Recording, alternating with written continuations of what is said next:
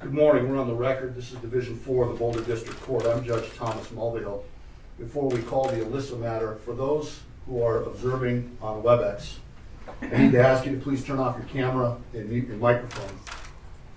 I need to inform you that no person shall broadcast, record, or take screen grabs of today's proceedings via WebEx unless they have been expressly granted permission to do so under an order authorizing expanded media coverage. Any person who violates this order will be in direct contempt of a court order and may be prosecuted for criminal violations.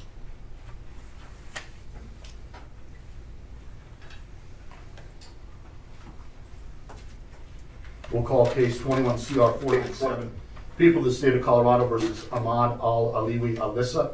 Can I have the appearance of counsel for the people, please? Good morning, Your Honor. Michael Doherty and Ken Kuffner on behalf of the people of the state of Colorado. Good morning. And for the defendant. Good morning, Your Honor. Catherine Harold, Daniel King, and Sam Dunn on behalf of Mr. Alissa, who is present. Good morning, counsel. Good morning, Mr. Alissa. Sir, you're here for an advisement hearing. I need to advise you of your rights pursuant to Rule 5. You need to understand that you need to make no statements, and any statement that you do make can and may be used against you. You have the right to counsel. In this case, the Office of the Public Defender has been appointed to represent you. Any plea that you make must be voluntary and cannot be the result of undue influence or coercion. You have the right to bail if the offense is bailable. Right now, you're being held without bail. Mr. Doherty, do the people anticipate seeking the determination that the proof is evident and the presumption is great? Yes, Your Honor. Thank you.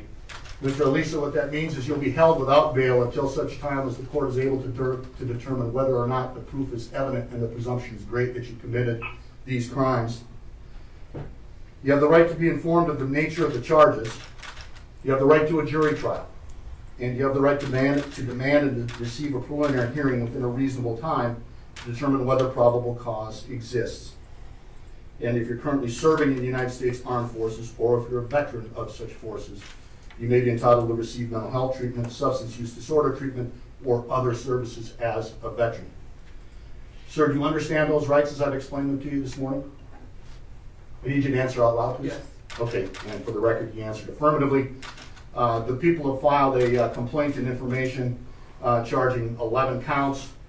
Ms. Harold, on behalf of the defendant, will you acknowledge receipt of the complaint and information, waive formal reading, and further advisement?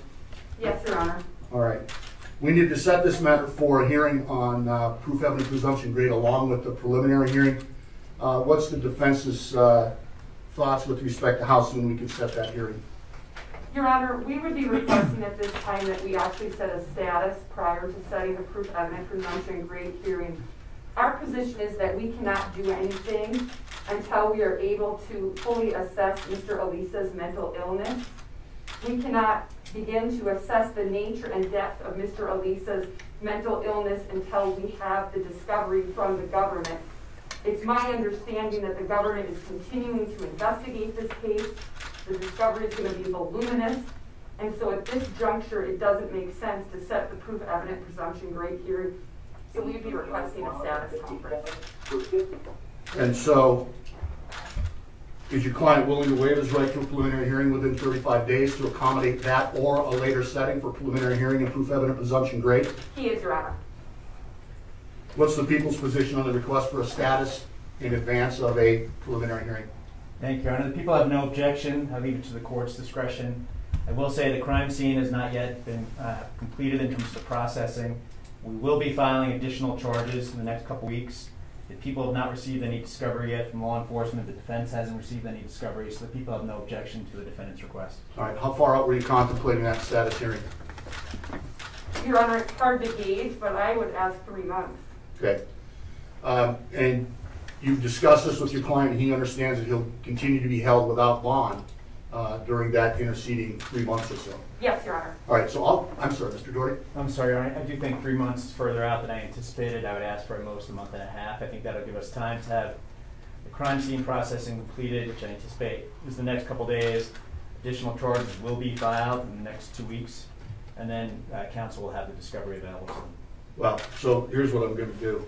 First of all, I'll grant the defendant's request to set this matter for a status hearing in advance of any setting for a preliminary hearing or a proof evident presumption great hearing.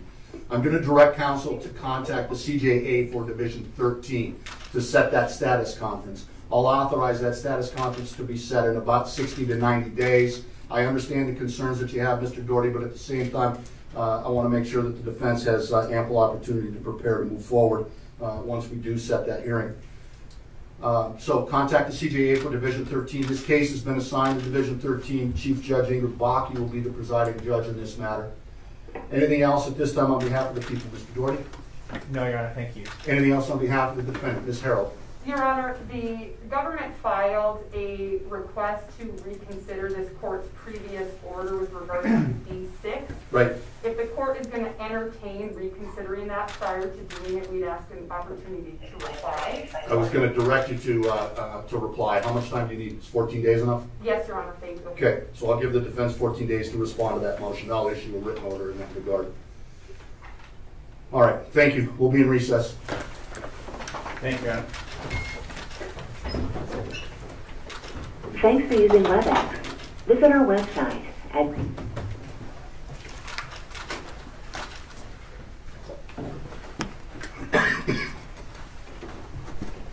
Sorry I had to do that.